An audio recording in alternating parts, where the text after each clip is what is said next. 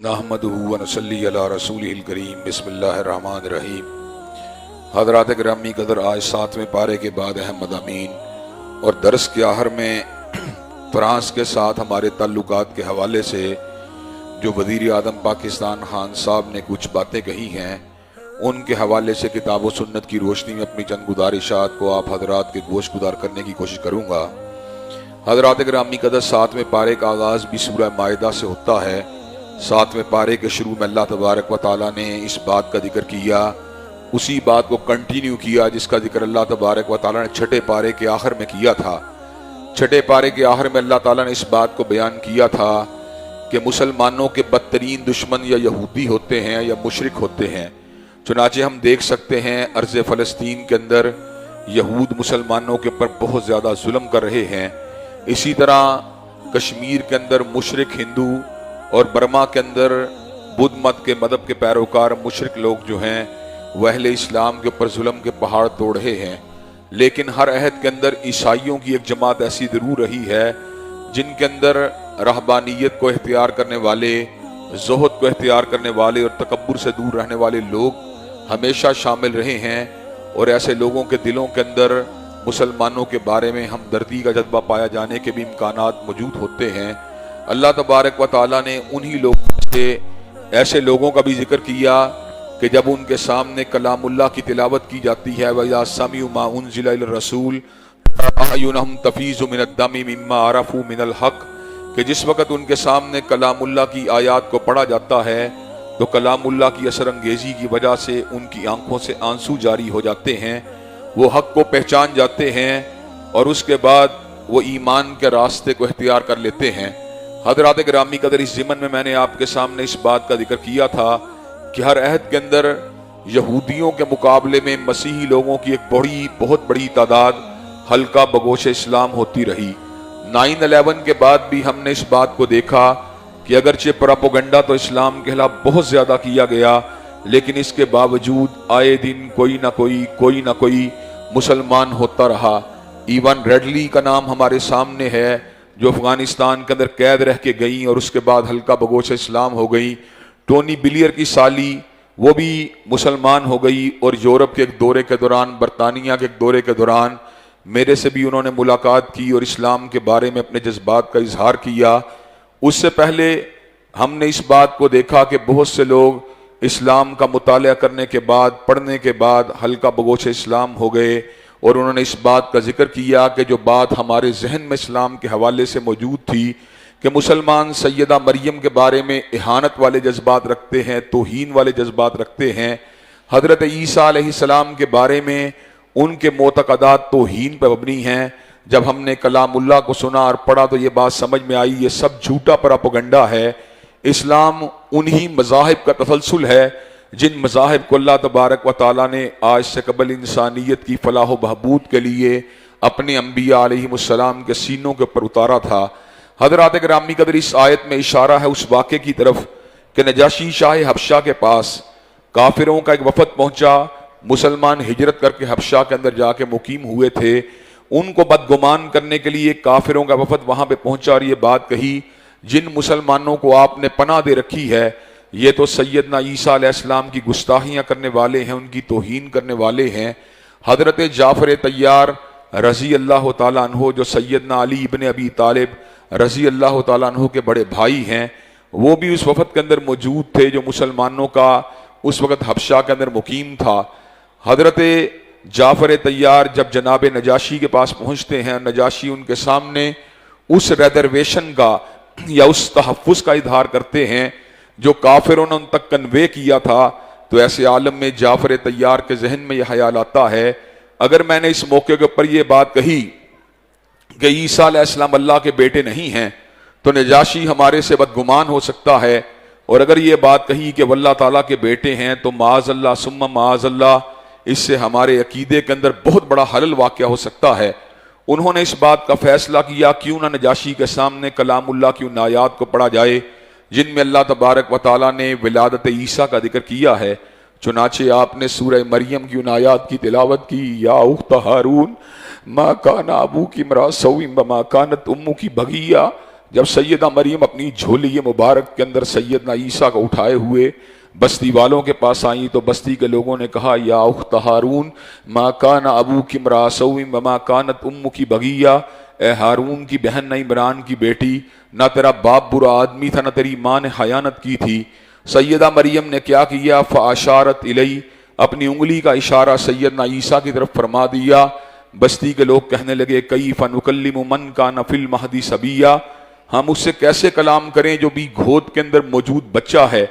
تو سیدہ مریم علیہ السلام کے اشارے کے بعد ان کا یہ سوال کرنے کی دیر تھی، جھولی مریم میں سے سیدنا عیسیٰ نے آواز دی انی عبد اللہ آتانی الکتاب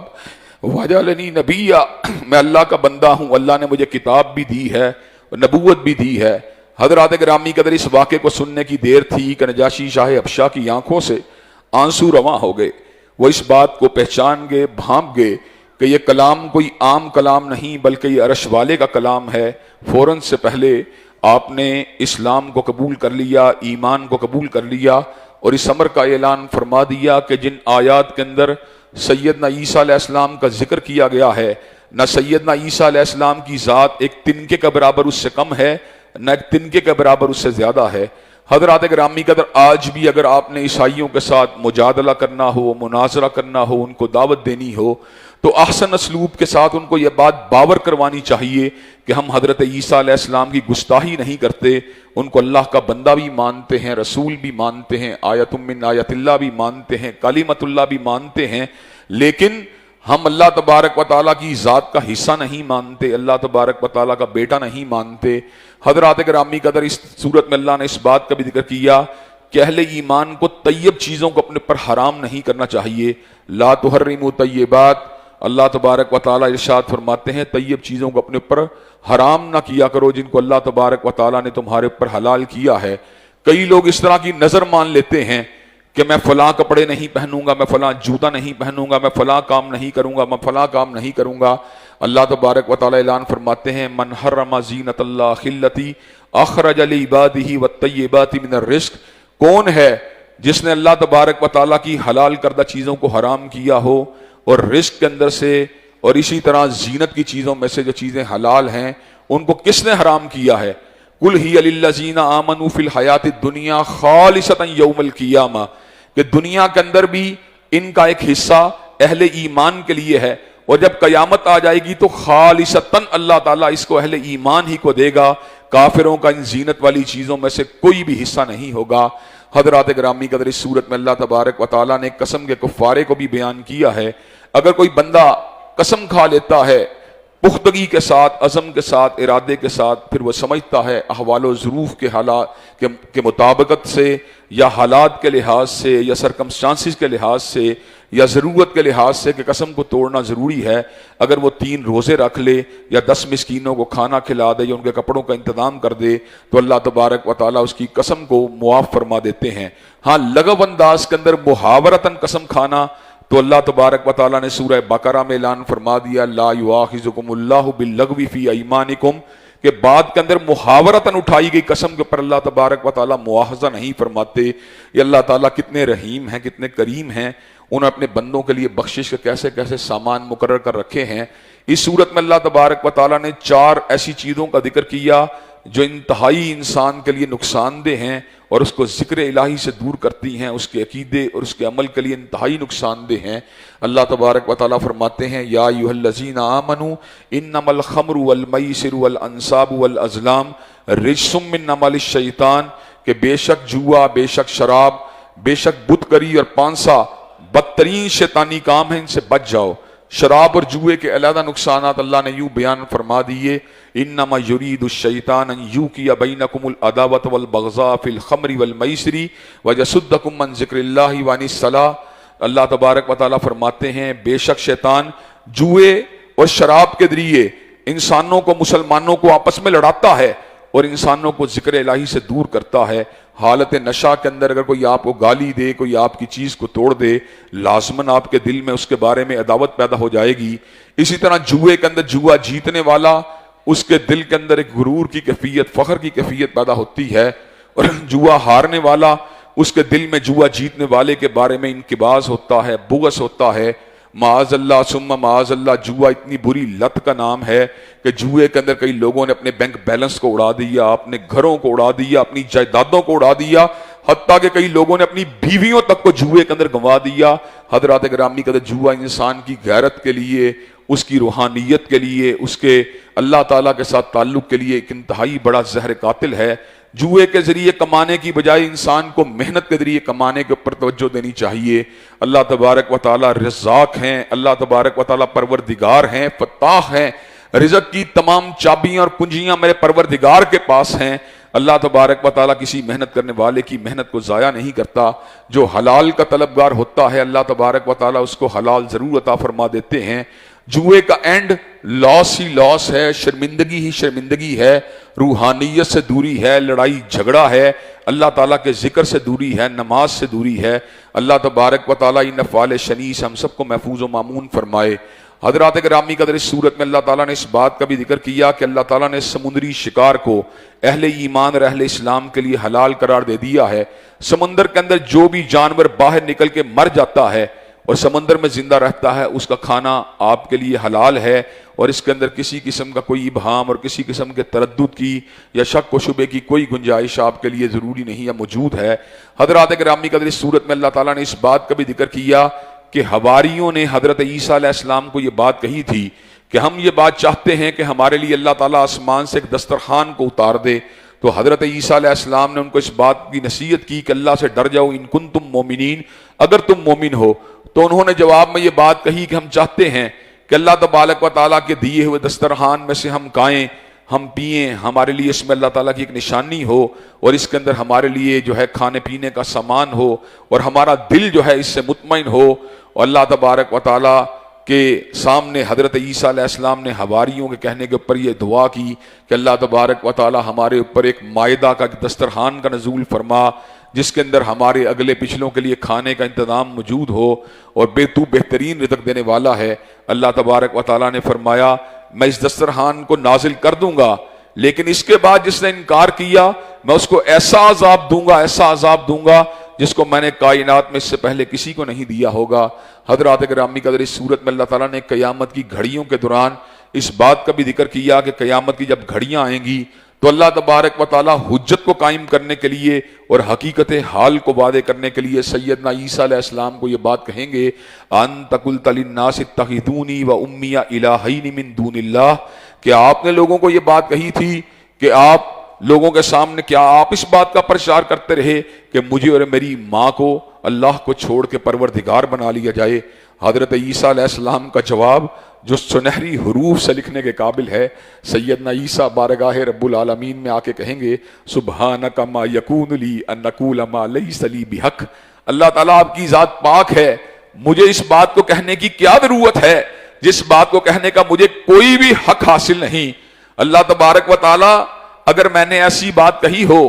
تو اللہ تبارک و تعالیٰ آپ جانتے ہیں جو میرے نفس میں ہے، اور جو آپ کی ذات کے اندر ہے میں تو اس کو نہیں جانتا۔ حضرات گرامی قدر اس بات سے یہ بات واضح ہوتی ہے کہ روئے زمین کے اوپر الہ ہونے کا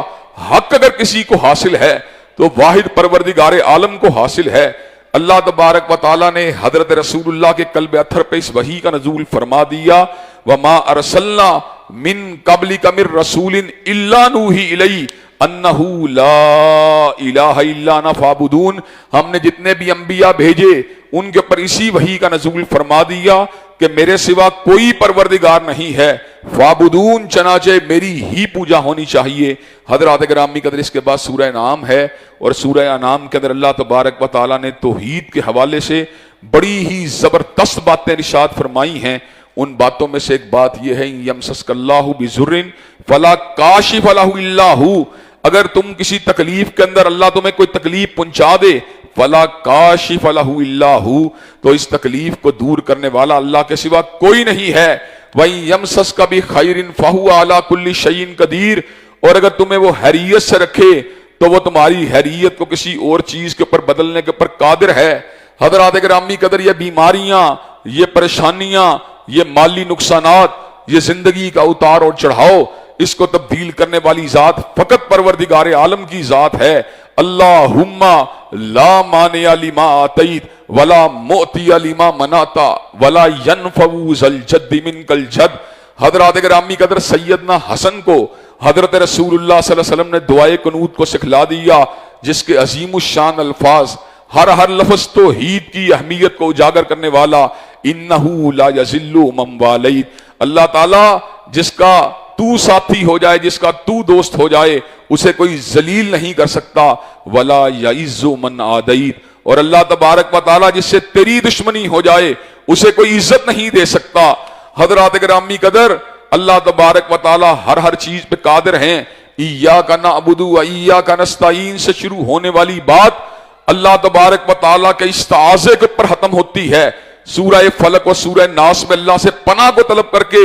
اس بات کو کلوز کیا گیا قرآن مجید کو۔ قرآن مجید کی ابتدا بھی ایاک نعبد و ایاک نستعین کے ساتھ، اور قرآن کا اختتام بھی اعوذ برب الفلق اور اعوذ برب الناس کے ساتھ، اللہ کے استعاذے کے ساتھ۔ حقیقت حال یہ ہے پناہ بھی اسی کے پاس ہے، عافیت بھی اسی کے پاس ہے، صحت بھی اسی کے پاس ہے، تندرستی بھی اسی کے پاس ہے، حکومت بھی اسی کے پاس ہے، عزت بھی اسی کے پاس ہے، رتبہ بھی اسی کے پاس ہے، سربلندی بھی اسی کے پاس ہے، نجات بھی اسی کے پاس ہے۔ وہ تنہا مشکل کشا ہے، وہ تنہا حاجت روا ہے، وہ اکیلا سریع الحساب ہے، وہ اکیلا ہی شدید العقاب ہے، وہ اکیلا ہی قابل التوب ہے، وہ اکیلا ہی مالک الملک ہے، وہ اکیلا ہی ذوالجلال والاکرام ہے۔ وہ جو چاہتا ہے، جب چاہتا ہے، جیسے چاہتا ہے، کائنات کے چپے چپے پہ تصرف فرماتا ہے، اور جب چاہتا ہے، جیسے چاہتا ہے، جو چاہتا ہے، جب چاہتا ہے ویسے ہی فرما دیتا ہے۔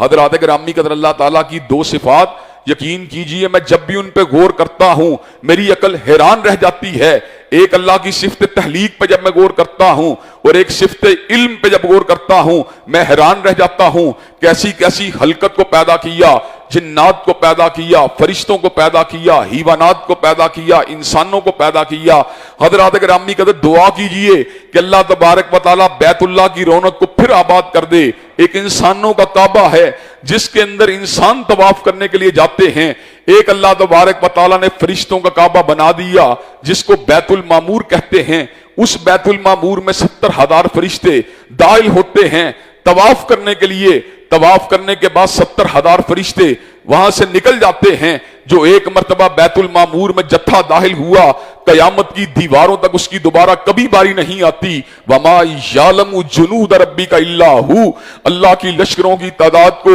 اللہ کے سوا کوئی بھی نہیں جانتا۔ حضرات گرامی قدر کائنات کے چپے چپے میں، کائنات کے ذرے ذرے میں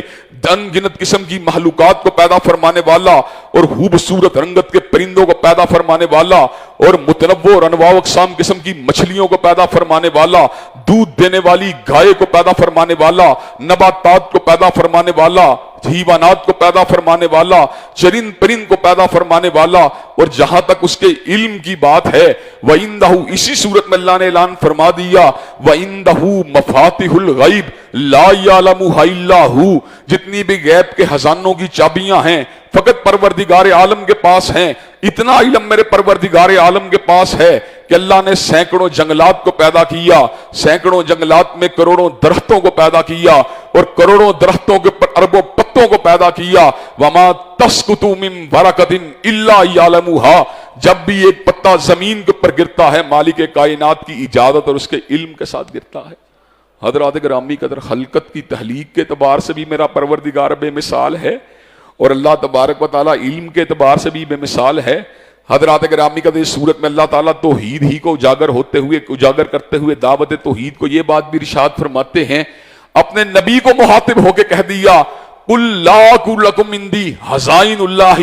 ولا عالم الغیب ولا اقول لکم انی ملک، کہ آپ اس بات کا اعلان فرما دیجئے نہ ہی میرے پاس اللہ تبارک و تعالیٰ کے خزانے ہیں، قل لا اقول لکم عندی خزائن اللہ ولا عالم الغیب، اور نہ ہی میں یہ بات کہتا ہوں کہ میں غیب کو جانتا ہوں، ولا اقول لکم انی ملک، نہ ہی میں نے کبھی یہ بات کہی ہے میں فرشتہ ہوں۔ حضرات گرامی قدر یہ باتیں کنہوں نے کی ہیں؟ یہ باتیں ہم نے کہی ہیں، نہ اللہ نے کہی ہیں، نہ حضرت رسول اللہ نے کہی ہیں۔ حضرات گرامی قدر اس صورت میں اللہ تبارک و تعالیٰ نے حضرت ابراہیم کی توحید کے لیے کی جانے والی جستجو کا بھی ذکر کیا۔ حضرت ابراہیم علیہ السلام نے جہاں پر بتوں کی حقیقت کو واضح فرما دیا، وہاں پر آپ نے تحقیق اور توازن اور غور و فکر کی دنیا کے اندر اجرام سماویہ کی حقیقت کو بھی واضح فرما دیا۔ حضرت ابراہیم علیہ السلام نے پوری تحقیق کے ساتھ، غیر جانبداری کے ساتھ اجرام سماویہ کی حقیقت اور حرکت پہ غور کیا۔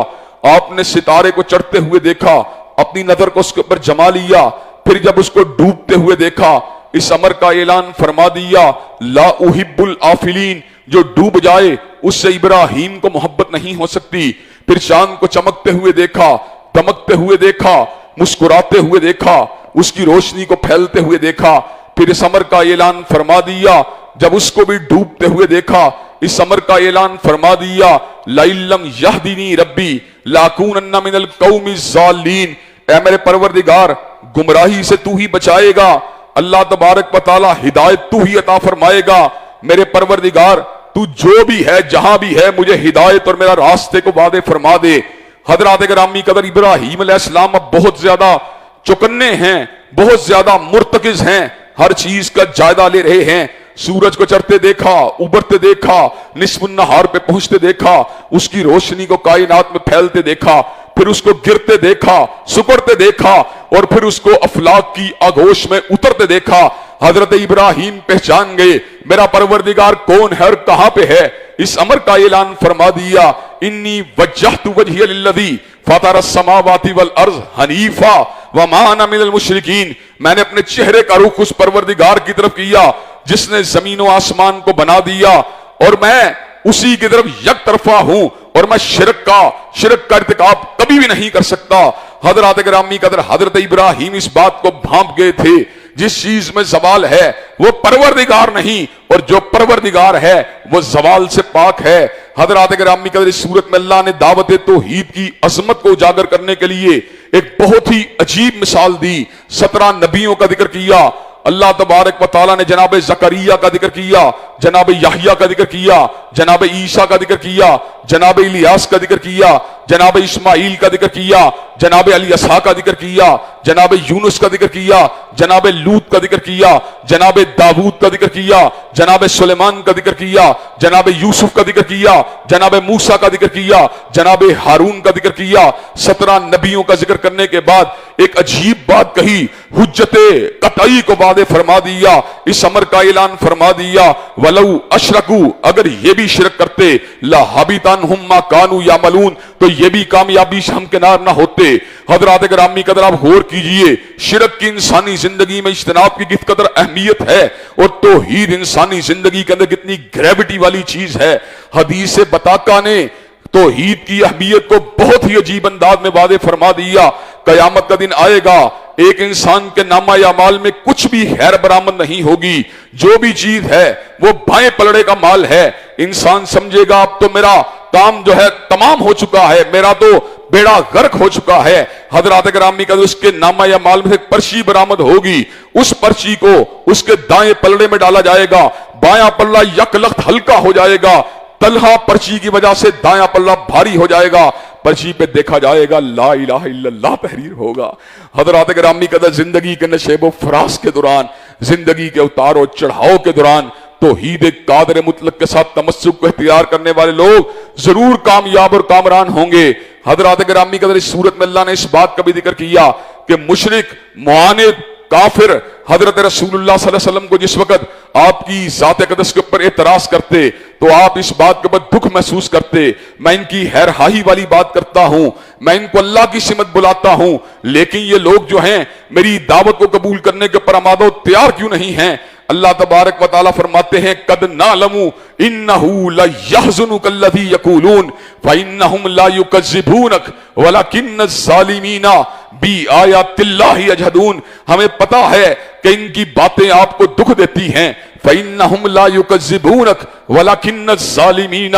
بآیات اللہ یجحدون، یہ لوگ آپ کو نہیں جھٹلاتے بلکہ یہ در حقیقت اللہ کی آیات کو جھٹلاتے ہیں۔ حضرات گرامی قدر، حضرت رسول اللہ کو جو لوگ صادق اور امین کہتے تھے، جب آپ نے اللہ کی توحید کی بات کی وہ لوگ آپ کے خون کے پیاسے ہو گئے، آپ پہ طرح طرح کی آپ کے بارے میں جھوٹا پروپیگنڈا کرنا شروع ہو گئے۔ ان کی عداوت حضرت محمد ابن عبداللہ کے ساتھ نہیں تھی بلکہ ان کی عداوت حضرت محمد رسول اللہ کے ساتھ تھی۔ جب وہ اللہ کی توحید کا پیغام لے کے آئے، جب وہ اللہ تبارک و تعالیٰ کی وحدانیت، یکتائیت، تنہائی کا پیغام لے کے آئے تو ان لوگوں نے جب آپ کو جھٹلایا تو اللہ تبارک و تعالیٰ نے پھر اپنے حبیب کو بڑے ہی عجیب طریقے سے اون کیا، اپنی وابستگی کا اللہ نے اظہار کیا۔ فَإِنَّهُمْ لَا يُكَذِّبُونَكَ، پیارے وہ آپ کو نہیں جھٹلاتے، فَإِنَّهُمْ لَا يُكَذِّبُونَكَ، وہ آپ کی تکذیب تو نہیں کرتے، وَلَكِنَّ الظَّالِمِينَ بِآيَاتِ اللَّهِ يَجْحَدُونَ، یہ ظالم تو اللہ تبارک و تعالیٰ کی آیات کے ساتھ انکار کرتے ہیں، ان کے ساتھ جھگڑتے ہیں، ان کے ساتھ الجھتے ہیں۔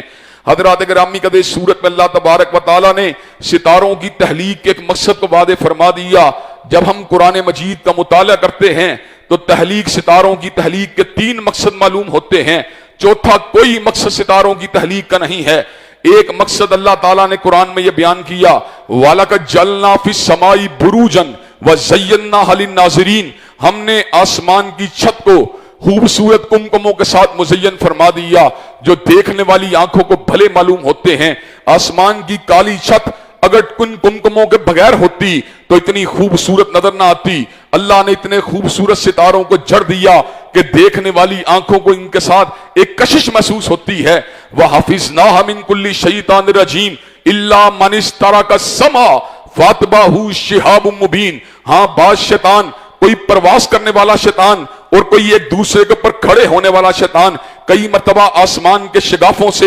فرشتوں کی سرگوشیوں کو سن کر آسمان کی حبر کو اپنے شیاطین کے نیچے کے ساتھ نیچا، ہر شیطان اپنے نچلے کو اور نچلا اس سے نچلے کو آ کے جو ہے جھوٹ کی آمیزش کے ساتھ بات کو بتلاتا ہے۔ جب اللہ تعالیٰ آسمان کی کسی بات کو زمین تک پہنچنے کی اجازت دینا چاہتے ہیں، چھوڑ دیتے ہیں، اس شیطان کو جانے دیتے ہیں، لیکن جب اللہ تعالیٰ اس راز کو محفوظ رکھنا چاہتے ہیں، اللہ شہاب ثاقب کو اٹھاتے ہیں، اس کو مارتے ہیں، شیطان کو جل کے راکھ کر دیتے ہیں۔ حضرات گرامی کا چور جو ہوتا ہے اس کو اللہ تعالیٰ اپنے ان پتھروں کے ذریعے رجم کر دیتے ہیں۔ اللہ نے تیسرا مقصد ستاروں کی تحلیق کا یہ بتایا، هو الذی جعل لکم النجوم لتہتدوا بہا فی ظلمات البر والبحر، اللہ نے ستاروں کو بنایا جن کے ذریعے اندھیروں کے اندر، سمندروں کے اندر، جنگلات کے اندر، خشکیوں تریوں کے اندر جب انسان ڈائریکشن کو انڈیکیٹ نہیں کر سکتا تو آسمان کے سٹرکچر کو سمجھنے والا انسان جس کو یہ پتا ہے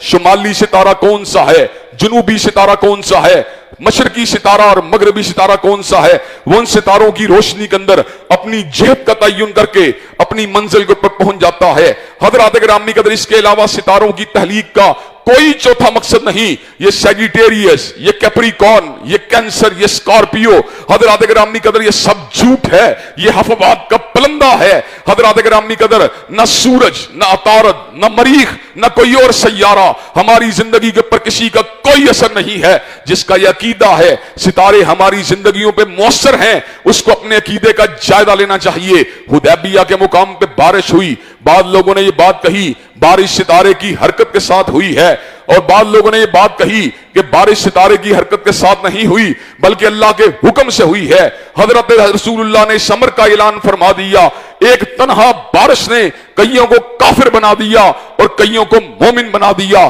صحابہ بڑے حیران کہ ایک بارش نے کئیوں کو کافر اور کئیوں کو مومن کیسے بنا دیا؟ کہا جس نے کہا بارش ستارے کی حرکت کی وجہ سے ہوئی ہے، میرا رب کہتا ہے وَهُوَ كَافِرٌ بِي وَمُؤْمِنٌ بِالْكَوَاكِبِ، اس نے میرا انکار کیا اور ستاروں کے پر ایمان لے کے آیا۔ اور جس نے یہ بات کہی بارش ستارے کی حرکت کی وجہ سے نہیں ہوئی بلکہ اللہ کے حکم سے ہوئی ہے، وَهُوَ مُؤْمِنٌ بِي وَكَافِرٌ بِالْكَوَاكِبِ، وہ میری ذات پہ ایمان لے کے آیا اور اس نے ستاروں کا انکار کیا۔ جو ایک بارش کو ستاروں کے ساتھ جوڑے وہ تو اسلام سے باہر ہو جائے، اور جو پوری زندگی کے ہر مہینے کو، ہر ہفتے کو، ہر سفر کو، ہر امتحان کو اپنے پیدائشی ستارے کے ساتھ جوڑے، کیا وہ پھر بھی مسلمان ہے؟ کیا وہ پھر بھی توحید پرست ہے؟ حضرات گرامی قدر ہم اپنے اعتقادات کا جائزہ لینے کی ضرورت ہے۔ حضرات گرامی قدر سورت کے آخر میں جا کر اللہ نے اپنی ذات کے حوالے سے ایک باکمال انفارمیشن دی، اور اسی کے پر اپنی بات کو ختم کر کے خان صاحب نے جو ایک دو نکتے بیان کیے ہیں ان کے حوالے سے آپ کے سامنے اپنی گزارشات کرنا چاہتا ہوں۔ اللہ تبارک و تعالیٰ فرماتے ہیں لا تدرکہ الابصار وہو یدرک الابصار، آنکھیں اس کو پا نہیں سکتی، وہ آنکھوں کو پاتا ہے۔ اللہ تبارک و تعالیٰ کے چہرہ پرجلال کے سامنے آگ کا یا نور کا پردہ ہے، اگر اللہ تعالیٰ اس پردے کو ہٹا دیں تو اللہ تعالیٰ کی جملہ مخلوق اللہ تعالیٰ کے چہرے کے جلال کی وجہ سے، ان کی آنکھوں کی ہیبت کی وجہ سے جل کے راکھ ہو جائے۔ لیکن حضرات گرامی قدر اللہ جل جلالہ نے، اللہ سبحانہ و تعالیٰ نے قیامت کا دن اہل ایمان کی آنکھوں میں وہ تاثیر پیدا کرنی ہے، وجوہ رب کے سے وہ لذت حاصل کریں گے کہ جو دنیا جہاں کی ہر لذت کو مان کر رکھ دے گی۔ اللہ تبارک و تعالی ہم سب کو دیدار الہی کے شرف عظیم سے بہرور فرمائے، اور جنت کی تمام نعمتوں کے بعد اس نعمت عظمیٰ کا حقدار بنائے۔ حضرات گرامی قدر، آج فرانسیسی سفیر کو جس کا تعلق اس ملک کے ساتھ ہے، جس نے حضرت رسول اللہ کی شان اقدس میں گستاخی کی ہے، اور امت کا اور بالخصوص پاکستانی قوم کا یہ متفقہ مطالبہ ہے کہ ہم فرانس کے ساتھ کسی قسم کا نہ تجارتی تعلق چاہتے ہیں، نہ سفارتی تعلق چاہتے ہیں، نہ اس کے ساتھ کسی قسم کا لین دین چاہتے ہیں۔ لیکن خان صاحب یہ بات ہمیں سمجھانا چاہتے ہیں، اگر ہمارا تعلق فرانس کے ساتھ سفارتی طور پہ کٹ گیا تو ہماری معیشت زوال پذیر ہو جائے گی، ہماری اقتصادیات کو دھچکا پہنچے گا۔ حضرات گرامی قدر، میں آپ کو یہ بات سمجھانا چاہتا ہوں اور اپنی بھی اصلاح کرنا چاہتا ہوں۔ وَمَا مِن دَابَّةٍ فِي الْأَرْضِ إِلَّا عَلَى اللَّهِ رِزْقُهَا، زمین کے پر جتنے چوپائے ہیں، جتنے جانور ہیں، جتنے درندے ہیں، جتنے چرند پرند ہیں، جتنے انسان ہیں، ان کے رزق کا مالک کون ہے؟ اللہ ہے۔ حضرات گرامی قدر، فرانس ہمارے رزق کا مالک نہیں ہے۔ اگر ہم فرانس کے ساتھ تعلق اس لیے برقرار رکھنا چاہتے ہیں کہ ہماری معیشت کو خطرہ ہے، تو حضرات گرامی قدر میں آپ سے یہ بات پوچھنا چاہتا ہوں، آپ کہیں پر جاب کرتے ہوں، کہیں پر کام کرتے ہوں، آپ کو 2 لاکھ 3 لاکھ تنخواہ ملتی ہو، لیکن اس فیکٹری کا، اس ادارے کا مالک ہر روز آپ کو ماں بہن کی گالی دیتا ہو، آپ مجھے یہ بات بتلائیے، آپ 2-3 لاکھ تنخواہ کی خاطر وہ گالیاں کھانا گوارا کر لیں گے؟ حضرات گرامی قدر، آپ کہیں گے ہر روز ماں بہن کی گالی کھا کر 2-3 لاکھ لینے سے بہتر ہے میں کسی اور جگہ پر جاب کر لوں۔ حضرات گرامی قدر، ماں بہن کی گالی کھا کر اگر آپ اس ادارے میں کام نہیں کر سکتے تو جس ملک نے آفیشلی طور پر فاطمہ کے بابا کو گالی دی ہے، حسنین کے نانا کو گالی دی ہے، سید العرب والعجم کو گالی دی ہے، امام المتقین والابرار کو گالی دی ہے، اشرف الانبیاء والمرسلین کو گالی دی ہے، حضرت خاتم النبیین کو گالی دی ہے، ہمارے سروں کے تاج کو گالی دی ہے، ہمارے دلوں کے دھڑکن کو گالی دی ہے۔ حضرات، ہمیں اس کی معیشت کی ٹیڑی پیسے کے برابر بھی ضرورت نہیں، ہم اس کے پیسے پہ تھوکتے ہیں، ہمیں اس کا پیسہ نہیں چاہیے۔ حضرات گرامی قدر، علامہ اقبال نے بجا طور پہ کہا تھا، اس رزق سے موت اچھی جس رزق سے آتی ہو پرواز میں کوتاہی۔ حضرات گرامی قدر، مجھے یہاں پہ وہ بات یاد آ گئی، ایک مرتبہ شراب کے انلیگل ہونے کے بارے میں اور اس کی حرمت کے بارے میں مذاکرہ ہوا، تو وہاں پر شراب کے ایک مرچنٹ نے ٹیلی ویژن کے پر یہ دلیل دی تھی، اگر شراب کے کاروبار کو بلیک کی بجائے عام کر دیا جائے تو ملک کے بہت سے قرضے اتر سکتے ہیں۔ تو میں نے جواب میں کہا تھا، اس کا مطلب یہ ہے کہ جس چیز سے پیسہ آتا ہو ہر وہ چیز جائز ہے۔ اس کا مطلب ہے کعبہ گری کے اڈے کھول دینے چاہیے، زناکاری کے اڈے کھول دینے چاہیے۔ اس کا مطلب یہ ہے شراب کی بھٹیاں لگا دینی چاہیے۔ حضرات گرامی قدر، کیا فقط پیسہ ہی انسان کی زندگی کی سب سے بڑی چیز ہے؟ کیا جوئے کا کاروبار، کیا شراب کا کاروبار، کیا خنزیر کا کاروبار، کیا دلالی کا کاروبار، کیا زناکاری کا کاروبار اس لیے کرنا شروع کر دینا چاہیے کہ ہماری معیشت کمزور ہے؟ حضرات گرامی قدر، ہم اس دلال کو ماننے کے لیے تیار نہیں ہیں، ہم اس دلیل کو قبول کرنے کے لیے تیار نہیں ہیں۔ ہمارے پاس دلیل اور ہے، وَمَن يَتَّقِ اللَّهَ يَجْعَل لَّهُ مَخْرَجًا وَيَرْزُقْهُ مِنْ حَيْثُ لَا يَحْتَسِبُ، جو मुत्तकी होता है अल्लाह उसको रिज़्क वहां से देता है जहां से वो गुमान भी नहीं कर सकता। जो इस्तिग़फ़ार करता है फ़कुल तुस्तग़फ़िरू रब्बकुम इन्नहू कान गफ़्फ़ारा युरसिलिस समा अलैकुम मिदरारा व युमदिदकुम बिअम्वालिन व बनीन व यजअल लकुम जन्नातिन व यजअल लकुम अनहारा। तुम अल्लाह से अपने गुनाहों की माफी मांगा करो, अल्लाह बारिशों को तुम्हारे पर नाजिल करेंगे, अल्लाह तुम्हारा माल भी बढ़ा देंगे, अल्लाह तुम्हारे बागात को भी बढ़ा देंगे, अल्लाह तुम्हारे नहरों को भी रवा फरमा देंगे। वमन यतवक्कल अलल्लाहि फहुवा हस्बुहु, जिसका अल्लाह की जात पर तवक्कल होता है अल्लाह तबारक व तआला उसके लिए काफी हो जाते हैं। और हान साहब, आपने मदीना की रियासत का झूठा ढोंग रचाया। मदीना की रियासत जो होती है जिसमें अल्लाह की हदूद कायम होती हैं, जिसमें हजरत रसूलुल्लाह की हुर्मत का तहफ़्फ़ुज़ होता है, जहां पर खत्म नबूवत की हिफाजत होती है, जहां पर अल्लाह के अहकामात की अमलदारी होती है, वहां नतीजा क्या निकलता है? वलौ अन्नहुम अकामुत तौराता वल इंजीला वमा उनज़िला इलैहिम मिन रब्बिहिम लाकलू मिन फौकिहिम व मिन तहती अर्जुलिहिम। अगर तौरात और इंजील और उसके बाद कुरान मजीद को जमीन पर लागू कर दिया जाए, अल्लाह आसमान से भी रिज़्क के दरवाजे खोल देगा, जमीन से भी रिज़्क के दरवाजे खोल देगा। वलौ अन्ना अहलल कुरा आमनू वत्तकू लफतहना अलैहिम बरकातिन मिनस समाई वल अर्ज़। अगर बस्तियों के रहने वाले लोग मोमिन बन जाएं, मुत्तकी बन जाएं, अल्लाह आसमान से बरकत के दरवाजे खोल देगा। हान साहब, हमें तुम्हारी ना मैक्रो इकोनॉमिक्स की समझ आ रही है ना माइक्रो इकोनॉमिक्स की समझ आ रही है, हमें फकत समझ आ रही है कि तुम हुर्मत रसूलुल्लाह पे कंप्रोमाइज कर चुके हो, तुम फ्रांस के सामने गर्दन को झुका चुके हो। लेकिन हज़रात गिरामी कदर, यह मुतालबा तहरीक लब्बैक का मुतालबा नहीं बल्कि पूरी उम्मत का मुतालबा है। हमें फ्रांस के साथ ताल्लुक की जरूरत नहीं, हमें अल्लाह वहदहू ला शरीक लहू की बंदगी की जरूरत है और हजरत रसूलुल्लाह की गुलामी की जरूरत है। हज़रात गिरामी कदर, क्या आप मेरी इस बात से मुत्तफिक हैं? क्या आप मेरी इस बात से इत्तिफाक करते हैं? इंशाअल्लाह मैं ये बात भी आपको ला वजहिल बसीरत कह देना चाहता हूं, इंशाअल्लाह फ्रांस का सफीर जाएगा और फ्रांस के साथ हमारे ताल्लुकात बरकरार इस बुनियाद के ऊपर रहेंगे कि जो उन्होंने किया है उसमें तौबा करें, उसमें माफी मांगे, इस अदम का इजहार करें कि आइंदा के बाद उम्मत मुस्लिमा के न जज्बात को ठेस पहुंचाई जाएगी, ना हजरत रसूलुल्लाह की शान में गुस्ताही की जाएगी। अल्लाह तबारक व तआला के फजल करम से इस वतन के अंदर हुर्मत रसूलुल्लाह की जंग लड़ते रहेंगे, खत्म नबूवत की जंग लड़ते रहेंगे और अज़मत रसूलुल्लाह के डंके बजाते रहेंगे और निज़ाम मुस्तफ़ा के गीत गाते रहेंगे। व आखिरु दावाना अल्हम्दुलिल्लाहि रब्बिल आलमीन।